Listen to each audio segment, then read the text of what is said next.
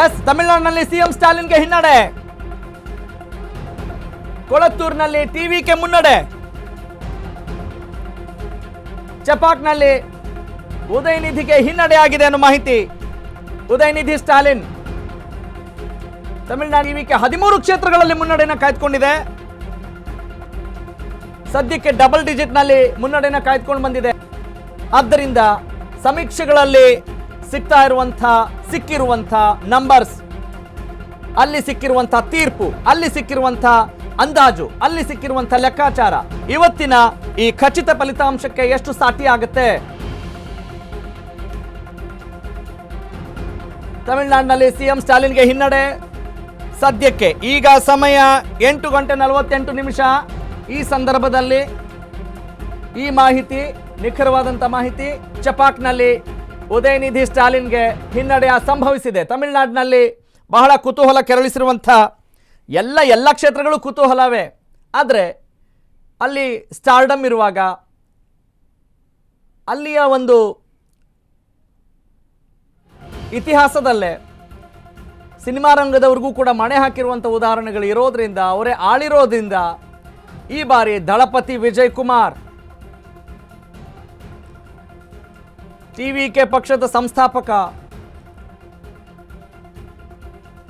ದಳಪತಿ ವಿಜಯ್ ಮುನ್ನಡೆಯನ್ನ ಈಗೇನು ಕಾಯ್ದುಕೊಂಡು ಬಂದಿದ್ದಾರಾ, ಅದನ್ನ ಎಷ್ಟರ ಮಟ್ಟಿಗೆ ಕಾಯ್ದುಕೊಂಡು ಬರ್ತಾರೆ, ಫಲಿತಾಂಶ ಯಾವ ರೀತಿ ಸಿಗುತ್ತೆ? ಒಟ್ಟಿನಲ್ಲಿ ಈ 5 ರಾಜ್ಯ, 4 ರಾಜ್ಯ, 1 ಕೇಂದ್ರಾಡಳಿತ ಪ್ರದೇಶ, ಪಶ್ಚಿಮ ಬಂಗಾಳ, ತಮಿಳುನಾಡು, ಕೇರಳ, ಅಸ್ಸಾಂ, ಪುದುಚೇರಿ. ಎಸ್, ಈ ರಾಜ್ಯಗಳಲ್ಲಿ ಏನು ನಾವು ನಂಬರ್ಸ್ನ ನೋಡ್ತಾ ಇದ್ದೀವಿ, ಅದು ಮುಂದಿನ ಲೋಕಸಭಾ ಚುನಾವಣೆಗೆ ದಿಕ್ಸೂಚಿ ಆಗೋದ್ರಲ್ಲಿ ಅನುಮಾನ ಇಲ್ಲ. ಬಂಗಾಳದ ಮಮತಾ ಭದ್ರಕೋಟೆಯನ್ನ ಬಿಜೆಪಿ ಛಿದ್ರ ಮಾಡುತ್ತಾ ಅನ್ನುವ ಪ್ರಶ್ನೆಗೆ ಇಂಬು ಕೊಡ್ತಾ ಇತ್ತು.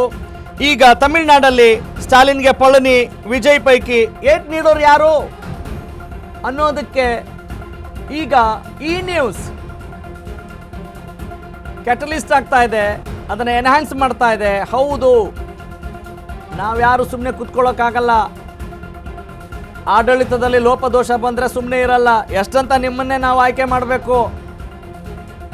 ಹಾಗೆ ಆ ನಿಟ್ಟಿನಲ್ಲಿ ಅಲ್ಲಿಯ ಮತದಾರ ಪ್ರಭು, ಪ್ರಜಾಪ್ರಭುತ್ವದ ಅಧಿಪತಿ, ಮತದಾರ ಬರೆದಿರುವಂಥ ಹಣೆ ಬರಹ, ಅಭ್ಯರ್ಥಿಗಳ ಹಣೆ ಬರಹ ಮತ್ತು ದೇಶದ ಭವಿಷ್ಯದ ದಿಕ್ಸೂಚಿ. ತಮಿಳುನಾಡಲ್ಲಿ ಡಿಎಂಕೆ ಸುನಾಮಿ ಮುಂದುವರೆದಿದೆ. 75 ಕಡೆ ಡಿಎಂಕೆ ಮುನ್ನಡೆಯನ್ನು ಸಾಧಿಸ್ಕೊಂಡು ಬಂದಿದೆ. 13 ಕಡೆ ಟಿವಿಕೆ ಮುನ್ನಡೆಯನ್ನ ಕಾಯ್ದುಕೊಂಡು ಬರ್ತಾ ಇದೆ. ಅಂದರೆ ದಳಪತಿ ವಿಜಯ್ಗೆ 2 ಕಡೆ ಹಿನ್ನಡೆ ಸಂಭವಿಸಿದೆ ಅನ್ನೋ ಮಾಹಿತಿ ಇದೆ. ಪೆರಂಬೂರು ಮತ್ತು ತಿರುಚಿಯಲ್ಲಿ ವಿಜಯ್ ಅವರಿಗೆ ಹಿನ್ನಡೆ ಇದೆ ಸದ್ಯಕ್ಕೆ. ಹೀಗಾಗಿ ಏನಾಗುತ್ತೆ, ಇದು ಆರಂಭಿಕ ಹಂತ. But good start definitely gives good confidence. ಅಂದರೆ ಏನು ಬೇಕಾದರೂ ಆಗಬಹುದು, anything can happen, not only in politics.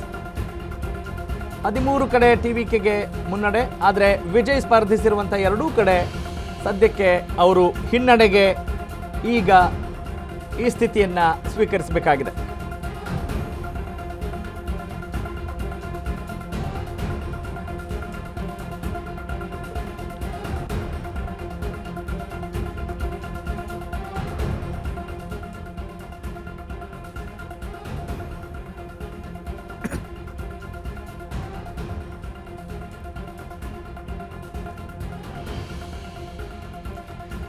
ಒಟ್ಟಿನಲ್ಲಿ ದೇಶದಲ್ಲಿ ರಾಜಕೀಯ ಧ್ರುವೀಕರಣಕ್ಕೆ ನಾಂದಿ ಹಾಡಬಹುದು ಅಂತ ನಿರೀಕ್ಷಿಸಲಾಗಿರುವಂಥ ಸಂದರ್ಭದಲ್ಲಿ ಈ ಬಾರಿಯ ಈ 4 ರಾಜ್ಯ ಮತ್ತು 1 ಕೇಂದ್ರಾಡಳಿತ ಪ್ರದೇಶ ಒಟ್ಟು ಪಂಚ ತೀರ್ಪು, 5 ಕಡೆಗಳಿಂದ ಬರಬೇಕಾದಂಥ ಈ ತೀರ್ಪು ಜೊತೆಗೆ ನಮ್ಮ ಹೆಮ್ಮೆಯ ಕರ್ನಾಟಕದ 2 ವಿಧಾನಸಭಾ ಕ್ಷೇತ್ರಗಳಿಗೆ ನಡೆದಿರುವಂಥ ಉಪಚುನಾವಣೆಯ ಫಲಿತಾಂಶವನ್ನು ನಾವು ನೋಡ್ತಾ ಇದ್ದೀವಿ.